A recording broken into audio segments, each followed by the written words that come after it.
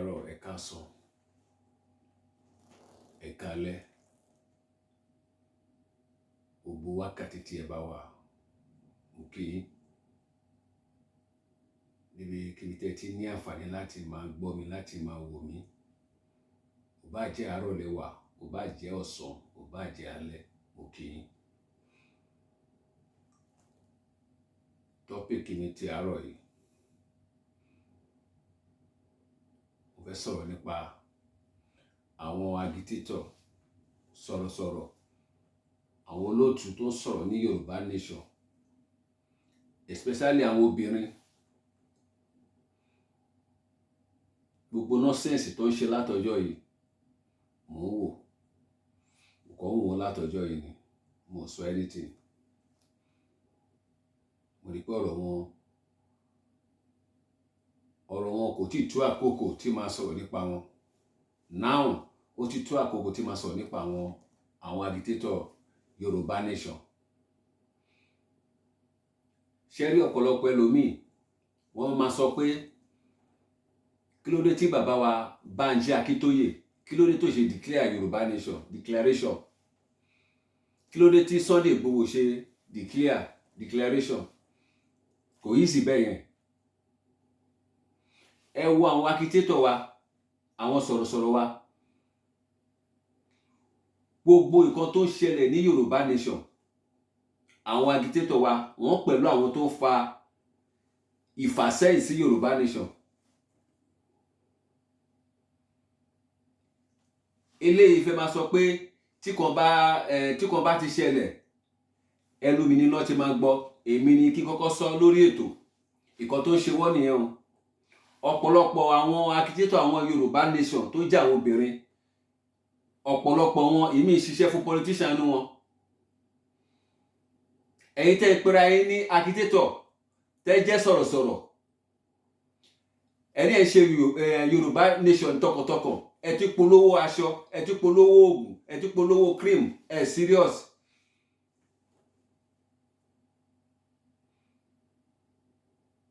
Ẹni tó pàdánù nínú Yorùbá nation, tá bá sọ pé èèyàn pàdánù nínú Yorùbá nation, Sunday Igboho ni. Òun ló pàdánù, òun ló lose many property. Ẹ̀ẹ̀mejì náà lọ bá ilé Sunday Igboho jẹ́. Wọ́n pa àwọn èèyàn ní inú ilé ẹ̀, wọ́n bà property ẹ̀ jẹ́. Nínú gbogbo àwọn sọ̀rọ̀sọ̀rọ̀ tó jẹ́ àwọn agitator sọ̀rọ̀sọ̀rọ̀, èwo ló lose property ẹ̀ nínú wọn kó sọ? Ẹ̀ ń bára yín jà, ẹ̀ tẹ̀ ro ọlá tí Sunday Igboho. Ẹlòmí lè rí nǹkan ìbínú, a wò pé àwẹ́ mo kọ̀ wo ti ọlá Sunday Igboho ni o. Ẹ wo ti bàbá yìí tó jẹ́ bàbá Bánjí Akíntóyè, tó jẹ́ bàbá àgbàlagbà tó kú fún wa lọ pé kí Yorùbá kó lè bọ́ kúrò lóko ẹrú. Àwọn agitator yẹn, àwọn ló ń fa ìfàsẹ́yìn sí Yorùbá nation. Ẹlòmí bínú, wọ́n sọ pé bàbá Akíntóyè kò declare, Sunday Igboho ó dákẹ́ kò sọ̀rọ̀. Báwo ló ṣe máa declare nígbà tí ìmọ̀ ara yín ò jọ, ìmọ̀ Yorùbá ò lè jọ? Yeye Dara àti seoyekoribe, wọ́n ń bára wọn jà, wọn ò parí ìjà wọn, àwọn èèyàn parí ẹ̀ tí wọn ò parí ẹ̀. Tí a bá ń béèrè kan lọ́wọ́ Ọlọ́run, tínú wa ò bá jọra, tínú wa ò bá dùn síra wa, kíní yẹn ó máa le díẹ̀ láti gbà lọ́wọ́ Ọlọ́run. Torí pé Ọlọ́run sọ pé tí Olúwa nílẹ̀ àti ẹ̀kún rẹ̀, ayé àti gbogbo àwọn tó tẹ̀dó sínú rẹ̀. Ta ni ó gorí òkè Olúwa lọ? Tàbí ta ni ó dúró níbi mímọ́ rẹ̀? Ẹni tó ní ọwọ́ mímọ́ àti àyà funfun, òun ló lè gba nǹkan lọ́wọ́ Ọlọ́run. A ní à ń bẹ Ọlọ́run pé k'Ọlọ́run kó gba kíní fún wa. Inú wa ò jọra, à ń bára wa jà. Báwo ni Ọlọ́run ṣe fẹ́ gba kíní yẹn fún wa? Kò lè ṣeé ṣe. Torí Ọlọ́run kò kí ń gbé ibi rúdurùdu. Ibi mímọ́ ni Ọlọ́run máa ń gbé. Ọlọ́run kì í gbé ibi rúdurùdu. Ibi mímọ́ ni Ọlọ́run máa ń gbé. Ta ni yóò gorí òkè Olúwa lọ? Tàbí ta ni yóò dúró níbi mímọ́ rẹ̀? Ẹni tó ní ọwọ́ mímọ́, òun ló lè rí kan gbà lọ́wọ́ Ọlọ́run. Tó bá ń gbàdúrà gan, tí tó bá wà mímọ́ níwájú Ọlọ́run, ó lè tèrí kan yẹn gbà. yèyé Dara àti seoyekoribe ẹ wo iye oṣù tó ti ń bára wọn jà. Àwọn àgbàlagbà wọ́n tún pè wọ́n parí ẹ̀ tì. Ìjà yẹn ò tán nínú wọn.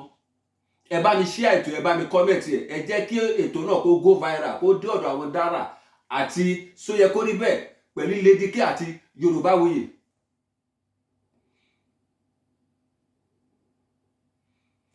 Yèyé Dara àti seoyekoribe wọ́n ṣe tiwọn, ọ̀rọ̀ títí wọn kò tí ì níyanjú o. Lady K àti yorubawuyi wọ́n tún bára wọn jà. A dẹ̀ sọ pé a fẹ́ gba òmìnira, à ń blame Sunday Igboho, à ń blame Banji Akíntóyè pé wọ́n declare. Báwo wọ́n ṣe máa declare? Inú yín ò jọra. Kí lẹ wá ń blame bàbá wa Banji Akíntóyè fún? Kí lẹ wá ń blame Sunday Igboho fún? Tó bá jẹ́ pé ẹ fẹ́ràn Sunday Igboho ní tọkàntọkàn, tí ẹ ní ìfẹ́ Sunday Igboho ní tọkàntọkàn, ẹ ní bára yín jà. Tẹ́lómi tó bá tẹ̀ rí nǹkan ìbínú, á wo ọlá èèyàn kan pé ó jọlá bàbá yìí pé mo dáríjì.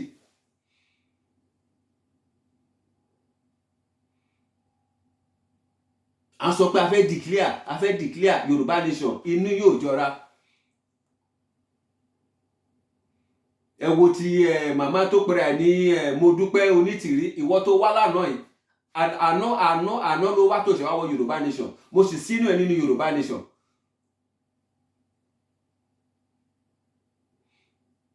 Àwọn kan tí ń ṣe Yorùbá nation kí wọ́n tó wọ Yorùbá nation náà.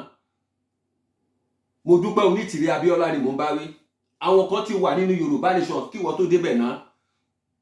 O fẹ́ gba ìṣe wọn ṣe, kò lè ṣeé ṣe náà. O ló declare Yorùbá nation, o wà nínú ilé, o ti yan mínísítà, o ti yan kinní kan, o ti yan àwọn òṣìṣẹ́. Ṣé bọ́ ṣe ń declare Yorùbá nation nìyẹn? Àwọn tá a wà ní South Korea, ó ní oye owó tí mo ná nínú àpò ara mi. Ó ní owó tí mo ná nínú àpò ara mi lórí ọ̀rọ̀ Yorùbá nation yìí.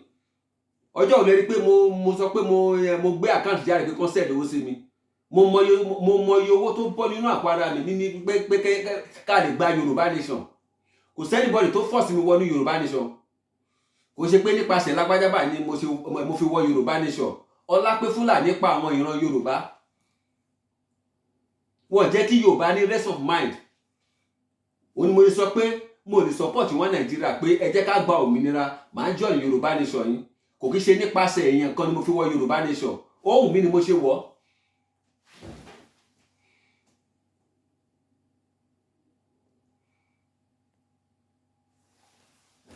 Kò ṣe nípasẹ̀ èèyàn kan ni mo fi join Yorùbá nation. Ó wù mí ni mo ṣe wọ̀. Àwọn Fúlàní wọ́n pa ìran wa nílẹ̀ Yorùbá.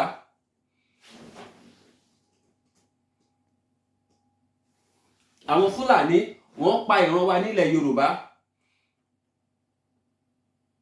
Kò sẹ́nibọ́dì tó dáhùn sí. Seoyekoribe àti Dara wọ́n gree àwọn méjì yẹn. Ẹ̀dẹ̀ sọ pé fẹ́ gba Yorùbá nation. Lady K àti yorubawuyi wọ́n tún bára wọn jà. Tí bá sọ pé oògùn àwọn olóṣèlú ló mú yín, oògùn àwọn olóṣèlú ló mú yín.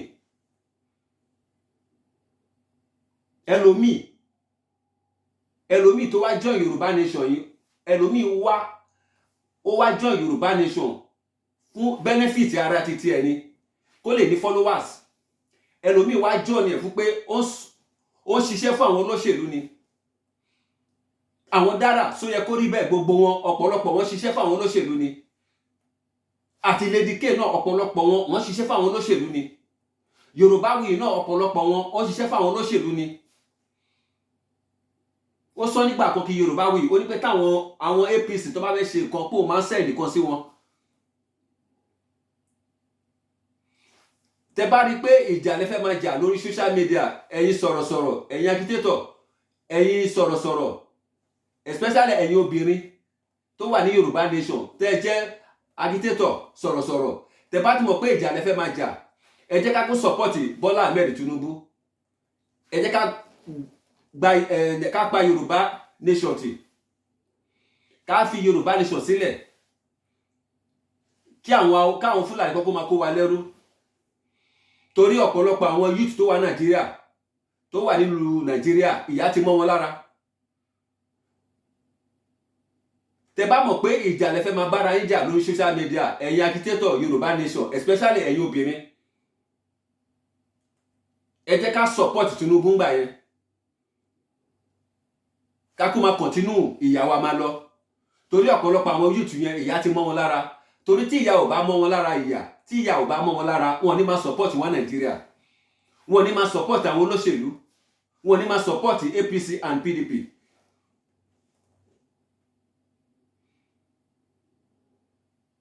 Bàbá Banji Akíntóyè ó sọ nígbà yẹn, ó sọ fún yín pé anybody gbọ́dọ̀ bára yín jà.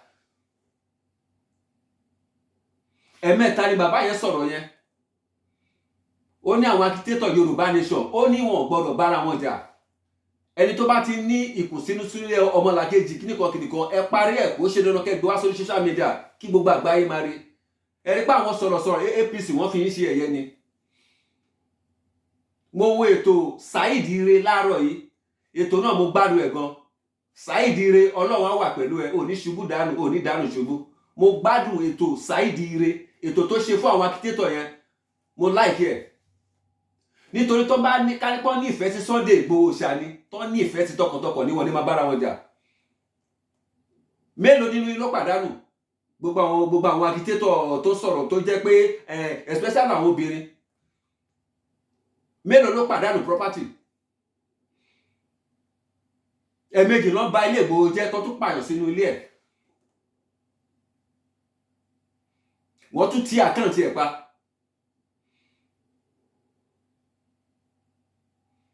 Ẹ̀tẹ̀ owó tí ìkan tí ọmọkùnrin yìí face, problem tó face, ẹ bá wọ láti ti Sunday Igboho, kò yẹ kẹ́nìbọ̀dì tẹ̀ bára wọn yíjà. Anybody tó bá tẹ̀ rí ìkan ìbínú, ẹ gbọ́dọ̀ pàtì síbi kan náà. Tá bá gba Yorùbá nation gbà yẹn, a máa mọ bá ṣe máa yanjú ẹ̀ láàrin ara yín. Má bínú ó ti tó. Ẹ sọ pé bàbá Banji Akíntóyè kò declare Yorùbá nation, Sunday Igboho náà kò sọ̀rọ̀, kò declare Yorùbá nation. Báwo ló ṣe máa declare Yorùbá nation? Inú yóò jọra. Inú yóò jọra. Tí ẹ bá gba Yorùbá nation yìí, tí Yorùbá nation ò bá wáyé, kẹ́ ẹ mọ̀ pé àwọn agitator obìnrin yẹn, àwọn ló fa ìfàsẹ́yìn sí Yorùbá nation tó fi bọ́ sí. Seoyekoribe, Yeye Dara, àwọn méjì yẹn àti yorubawuyi Lady K àti yorubawuyi wọ́n bára wọn jà, wọ́n agree. Seoyekoribe àti Dara wọ́n bára wọn jà, wọ́n agree. Ẹ̀dẹ̀ sọ pé fẹ́ gba Yorùbá nation. Ọlọ́run kì í gbébi rúdurùdu. Ibi ìdọ̀tí, ibi ẹ̀gbin, ibi ìbínú, ẹni tó bá ti ń bínú, ibi ẹ̀gbin ni mo máa kà sí.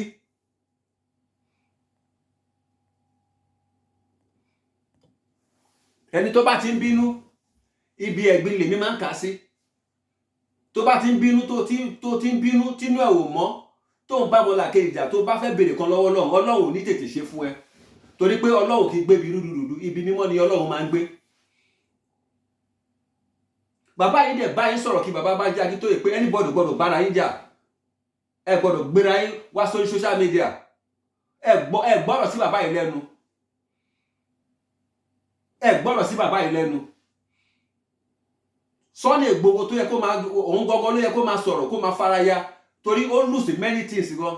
Ó lose property gan. Wọ́n tún pa àwọn ènìyàn sínú yàrá ẹ̀, wọ́n tún bà property ẹ̀ jẹ́, wọ́n bà ilé ẹ̀ jẹ́, wọ́n bà mọ́tò jẹ́. Ẹ̀dẹ̀ pity the man yìí. Torí táwọn mẹ̀kúnnù, Sunday Igboho ló ṣe jẹ tó wà ní Benin. Ẹ̀dẹ̀ ní sùúrù. Ẹ̀yin agitator yìí ẹ ní sùúrù náà. Tí kọ̀ọ̀kan bá dẹ̀ wà láàrin ẹ settle ẹ̀ lára ara yín náà. Tẹ́ bá ti mọ̀ pé ìjà lẹ fẹ́ máa bára yín jà, Yeye Dara àti Seoyekoribe àti yorubawuyi àti Lady K, tẹ́ bá mọ̀ pé ẹ fẹ́ máa bára yín jà, ẹ jẹ́ ká pa Yorùbá nation tì, ká kú follow Tinubu ńgbà yẹn. kí káwọn Fúlàní kókó máa kó wa lẹ́rú torí ìyà ti mú ọ̀pọ̀lọpọ̀ àwọn youth lára, ìyà ti mú ẹlòmíì lára torí tí ìyà ò bá mọ́ wọn lára mọ́ ní máa support Yorùbá, ní máa support APC, Yorùbá ní máa support PDP, Yorùbá ní máa support Peter Obi.